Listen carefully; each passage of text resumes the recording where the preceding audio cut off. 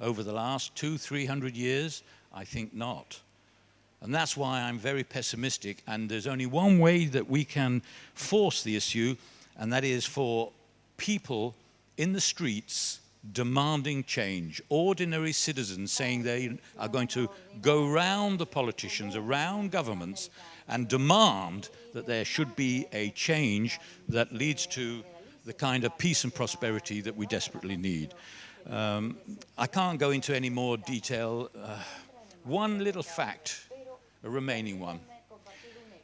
I said I wouldn't talk about the logical conclusion that I would draw about my story, this narrative, because it goes beyond my brief, which is, I believe that what we're seeing is the end of the European model of civilization. We're seeing the decline of a civilization, and it's reaching the tipping point. It's come to the end. It's exhausted.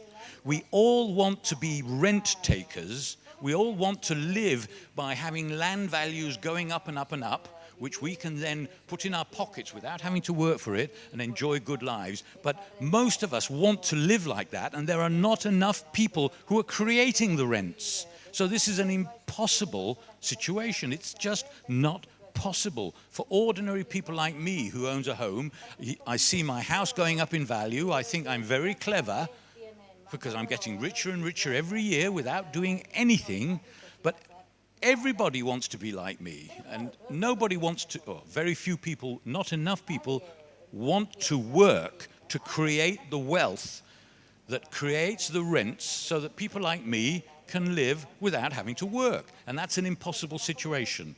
It's happened at least once before, the Roman Empire. The Roman Empire did decline and fall, so there's no argument about that. Why did it decline and fall? Is there a similarity with our situation today? Throughout the period of the Caesars, the empire, we can see how land was being captured from the peasants, the rents were being collected by fewer and fewer people, and in the end, it was an empire that couldn't even create its own army from its own citizens because they had lost their farms. They were now living in the cities, not working. They were being supported with welfare. During those the 300 years leading up to the sacking of Rome, there were a group of people. They were the first Christian philosophers within the empire who said, look, there's something fundamentally wrong with the way our system works. You, the rich landowners, are taking the rents and you are creating poverty. The warnings came time after time after time, beginning in the 2nd century from a man called Clement of Alexandria. He was followed by John Chrysostom. He was followed by Ambrose of Milan, Basil the Great, and what is regarded as the greatest of the philosophers of that period, a man called Augustine. They all said the poverty that is creating the huge stresses in the Roman civilization is the direct result of taking the rents from the land and not allowing people to work, to create value, to be dignified human beings.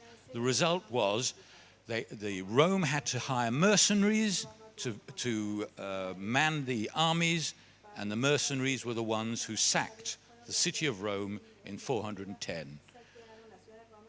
Those Christian thinkers, the philosophers, relied on theology that they were developing, the critique of greed in that system, but the Caesars would not listen to them.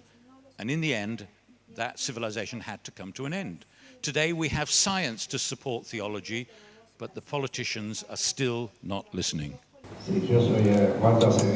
My name is Juan Acevedo. I have a consulting firm which is called Acevedo and Associates. I repeat, my name is Osvaldo Acevedo. I have a consulting firm specialized in engineering. Your presentation has been most enlightening. And I would like to ask you, in addition to the solution regarding the taxes on land, what other solution is there for this true disaster which you have so clearly portrayed, and whether that solution might lie in strengthening the United Nations organization through the elimination of the veto power by the 5 big nations and by the existence of a strong, powerful international court that will allow us to reach equality. There are issues here which go beyond the economic arena to enter the criminal field. This is the question I have for Dr. Harrison. I'm sorry. The point is this: it doesn't matter how many governments say they agree with each other, no matter how many treaties they sign, petitions that they circulate, if the social and economic process is fundamentally wrong, then they will not be able to correct the elements of the structure. And you have to think of this as a structure. The social system is on foundations that are rotten, or at least half of it is rotten. The other half we have to preserve. And so, for instance, take the economic crisis today. You would think that there would be agreement in Europe and North America over how to deal with the financial crisis. There is no understanding of what even caused the crisis. They will talk about certain elements of the cause. They will talk about housing mortgages, subprime mortgages, overpriced houses. You heard Fernando say that in Spain, 1 million homes standing empty. But they say nothing about policy relating to housing, to solve the housing problem. They talk about, let's regulate the bankers. But the bankers were only doing what the law allowed them to do, which is what I, as a homeowner, are doing. I have benefited from the last boom and bust. I pocketed a lot of money without working. But nobody in the media, not in governments, not in parliaments, they don't say, Harrison is a greedy man, he made all this money out of his house, but he didn't work for it. There's no discussion about that. They think that if they re-regulate the banks, they will solve the problem. They won't. So we are now heading towards the next housing boom bust. And I can give you the dates of that cycle if you really want them, because they are written in history. So with the UN, the Universal Declaration of Human Rights, the UN's own Declaration of Human Rights, says that we have a human right to everything in the world, except there is one 4-letter word missing from the Universal Declaration of Human Rights. And please tell me what that word is that's missing. You don't have a universal right to land. You can have everything else, but not land. So how can they possibly solve the problem? That Argentina is a country which for the past 200 years has been living in a period of intermittent civil war, as was the case with Rome. On the 100th anniversary of our independence, there was a president, Roque Sáenz Peña, who afforded universal suffrage, but said that for democracy not to be explosive, it had to be accompanied by the tax reform which you have described. Of course, that tax reform was never implemented. He died unexpectedly. The law was never enacted, and Argentina continued engaging in this intermittent civil war. Just some data. Brazil has a crime rate of 45,000 crimes a year as a result of the brutal inequality existing in the country. So Brazil is in a period of civil war. There's genocide every single year in Brazil, and it's not just because of children who die out of hunger, but people who die in armed conflict. Mexico, for example, which has a crime rate far below Brazil's, between 6,000 and 7,000 people a year. Yesterday, 49 people were hanged from a bridge whose arms and extremities had been amputated. And this is a clear demonstration of the monster that is being engendered and the fact that the new world conflicts will result from these problems precisely. Problems to which we should not be alien. What about the London fires last year? What about the fires in the outskirts of Paris? All these may be incremented manifold and explosively. Let me remind you that 20 years ago, when a military rule was cornered by the hordes, in just 5 minutes they decided a war. They decided to invade the Malvinas, Falkland Islands, which ended up in a war.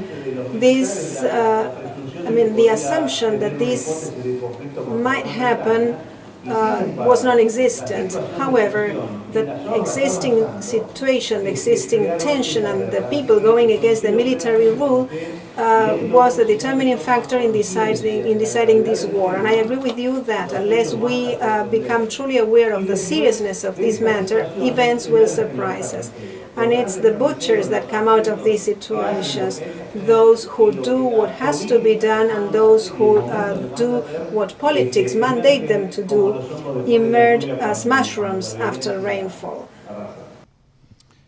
The paper that you are presenting tomorrow will be very important for the audience to understand in detail what you are saying, and so I'm looking forward to that. Yes, you are correct. You see, these are all symptoms of the global world war that I think is now going to happen. The two first world wars were not world wars, they were continental wars, they were European wars. This one is a world war, and that's why it's not so easy to imagine the form it will take, but it will include all the sorts of things you're saying. I'm a criminal justice servant in Córdoba, and I'll be brief.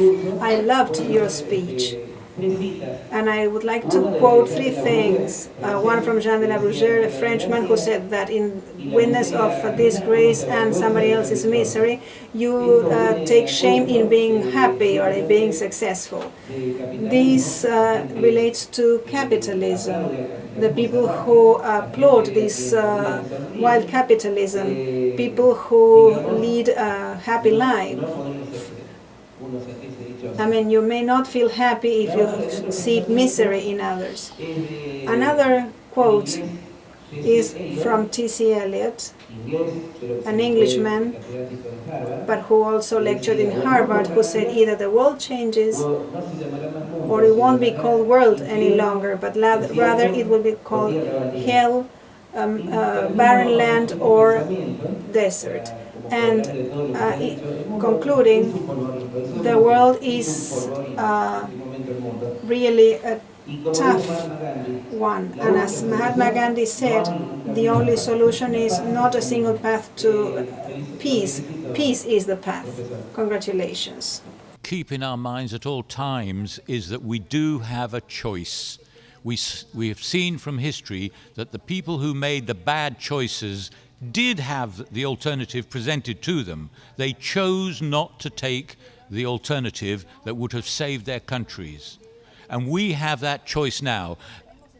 Understanding the nature of choice and how it can affect the destiny of a nation is really important. And you could explore that issue here in Argentina, because your country has 2 histories. It has the history since the 1820s that you read about in the history books, but it has the history that you could have had if the decisions made in the 1820s were slightly different on the question of taxation. Fernando could tell you more about that. Remember, Argentina could have had a second history where there would be no poverty, no reason to fight, no reason to kill. Why didn't it have that history? That was the lost history. But you need to understand it, because if you do, you can now begin to change the future. I find it difficult, truly difficult, to understand what this new world war will be like. I don't quite understand it. It cannot be an atomic war, because this would call the destruction of the world. But then, if it is not an atomic world, what kind of war could it be? We don't see any opposing powers, as was the case with the Nazi Germany or the fascist Italy, facing and opposing to the other European democracies. We have countries like China today, which are semi-capitalist, not fully capitalist, who have a certain understanding of the Western world. So what I always ask Fred is, okay, maybe we are heading for a World War, but what will this war be like? And this is what I would like you to clarify.